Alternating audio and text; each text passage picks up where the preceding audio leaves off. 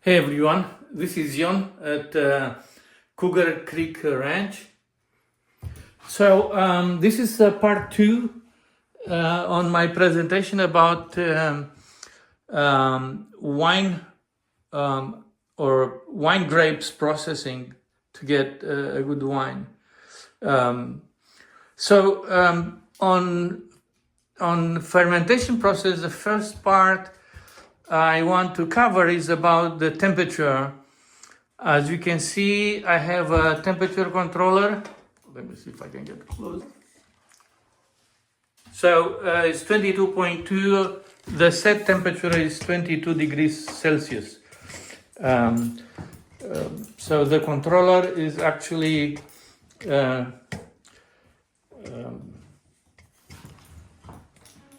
maintaining the temperature. The heater I'm using, it's an oil heater for this room. And I'm sorry about the look of the room because I am actually planning to insulate this room and install a cooling system. So I'll have a wine cellar here. So working process, but the essential part is that you have to keep this room clean. Also, I don't know if you can see, we have some strips with glue for catching because the smell and the vapors from this room will attract a lot of those little flying bugs and stuff. So catch as many as possible. Now, this is a very interesting part and interesting year for me because I have a specific situation. Typically, when I ferment the wine, I measure the Brix level of the liquid after I crush the grapes. And anyway, this year my source for Cabernet Sauvignon was having some problems, so they could not deliver this year. I used to buy about 1 ton of Cabernet Sauvignon from them, and that was down to 0. Then I find some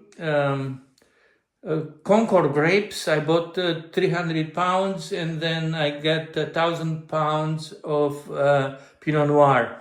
Pinot Noir was a little bit past the ripening, so it's oversweet. So I never had that experience.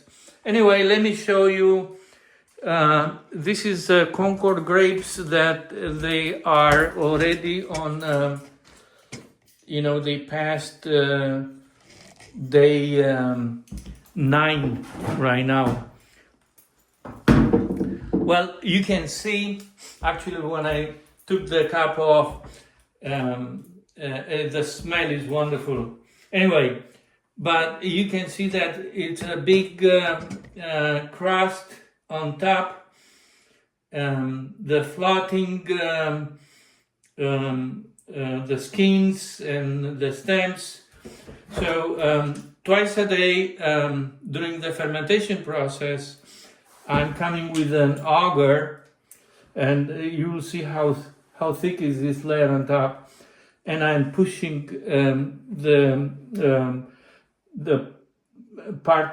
the dry part on top down. So you can see, I think it's about right now, how many? About 5 inch, this layer.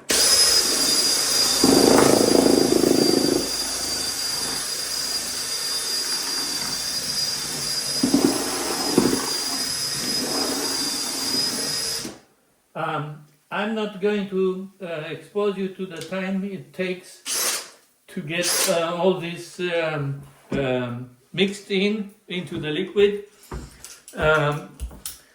I'll do that after I'm done recording what I want to say here.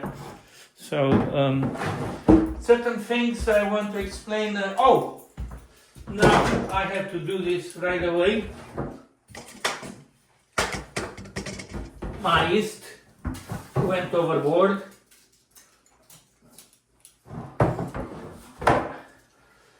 Okay.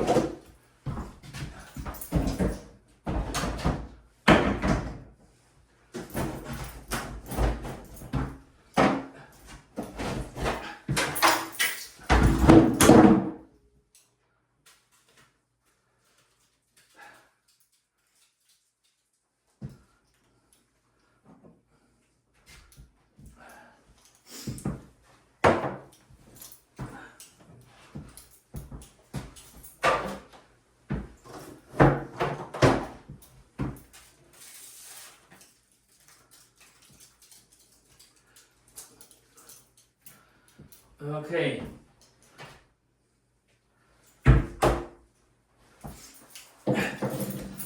So let me tell you the story. So the Pinot Noir grapes, they were so sweet and dry. So you can see, actually, this is the first Pinot Noir that I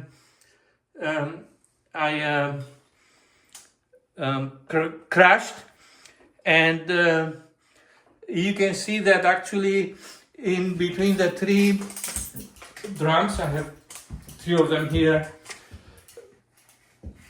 this looks a little bit more fermentation happening, and the part that is dry on top, it's drier than in the first one that's a day ahead of these other two. But the reason why this still looks so wet is because it's not fermenting very much. Brix level was on that mash was 28.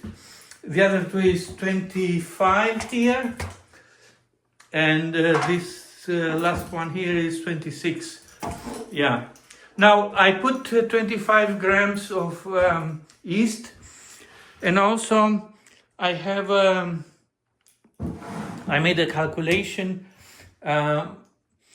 I'm typically not doing this. I mean, I don't like the idea of adding water, but for example, 20 bricks, the wine may be resulting wine may be extremely dry, so I want to avoid that. And also, as I said, it's very dry, this mash here, and it's slowly fermenting even at 22 temperature, 22 Celsius. Okay, so that's about this year. I'm going to add, for example, I calculated this one will need the one with the 28 bricks will need about 14 liters of water. The one with the 25, it's gonna be about a gallon or 4 liters, and the one with the 26 will be adding about 2 gallons or 8 liters, and that will level the bricks level at around 23.7 for all of them. That was my target. Anyway, I have to mix this, push the residue down and mix it with the liquids. As you see, I'm using this auger.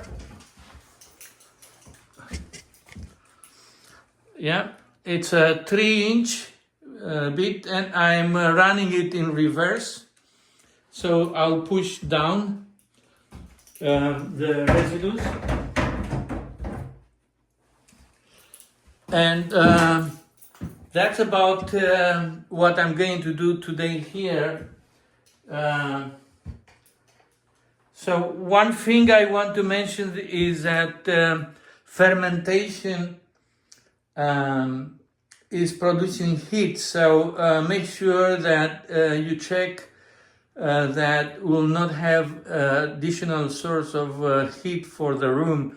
So check if eventually the barrel gonna show you if you touch them that they're too hot. Okay. Typically fermentation takes about 2 weeks, and at 22 degrees Celsius. In general, in my experience, less than 2 weeks, you're going to have the fermentation done. It's very easy to notice, and I'm going to make another video when I get to that point, because when fermentation is done, all the sugars, they've been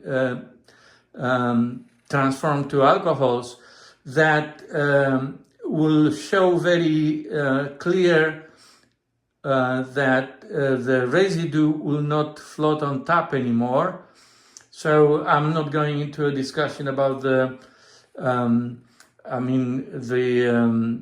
alcohol and the density of the mash prior and after fermentation, but that will be a very clear sign of fermentation being done. I did experiment it with lower temperature, somewhere in between like 14 and 18 degrees Celsius. Natural temperature of this room in middle to end of October. Since I noticed that at low temperature, it took about, and I'm talking about the red wine, it took about 1 month to complete the fermentation. And the difference in taste and quality were, I didn't notice anything different in between the two temperature levels at fermentation. So I'm settled down with 22 degrees Celsius, which is generally accepted as a good temperature for fermentation. So as I mentioned, twice a day I'm pushing down the dry residue on top. Now one of the big problem that people may have when they process the fermentation is that fermentation is quite active and strong and produce a lot of CO2. CO2 is heavier than air. That means will accumulate at the bottom. And in some parts of the world, people build this wine cellar, like a bunker style underground. So basically everything is down there and, below the ground surface. And in that kind of situation, if you do the fermentation in one of those cellars, there is a danger that the whole volume of that room will be filled with CO2, since CO2 is heavier than air, so we'll fill it to the top, will be no oxygen, and actually that causes people to die. Many people I know, myself, I know some people that around me that they died. So be careful. What I have here, if you notice, this room has a gap at the bottom, and if I go outside,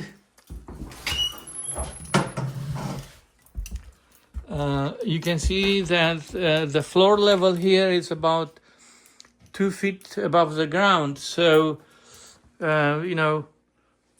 doing the fermentation here will allow the CO2 to flow from the floor level down to outdoors. So I have no problem here, I hope. And I checked, and I did ventilate properly every time before I do any activity in this room. So keep in mind that and stay safe. I really wanted to make sure that I go through that.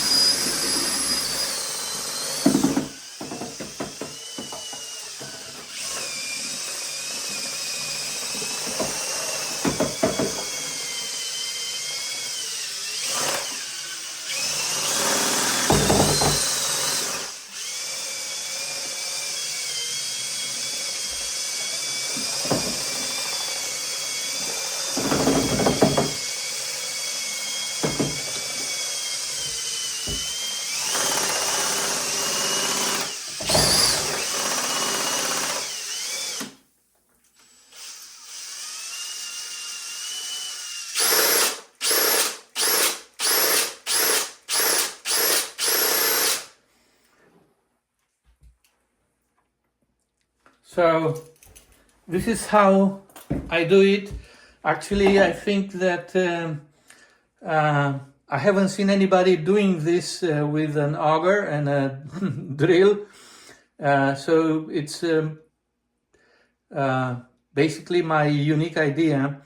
And I do have some, of course, my shredder for the grapes. Instead of crushing with the traditional tool, it's also my unique idea. So I have a couple of, I guess, innovation, but the whole process is actually following the old style process of making wine. So after pulling down the residues, I do have a spatula that I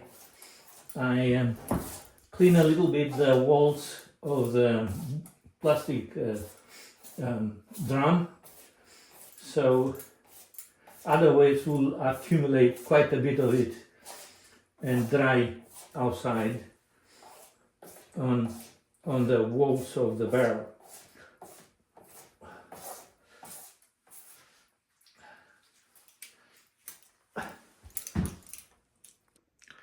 Well, this is a batch I did crushed on September 21st. So about 13 days later, just yesterday, the dry residues, they're floating above a layer of about 5" or 13 centimeters. And as the fermentation process finished, you can see that there's nothing floating anymore, and we can even see some liquid. Then, fermentation of these Concord grapes took about 13 days, and today it's going to be the day when I'm going to press it, so we're going to get the wine.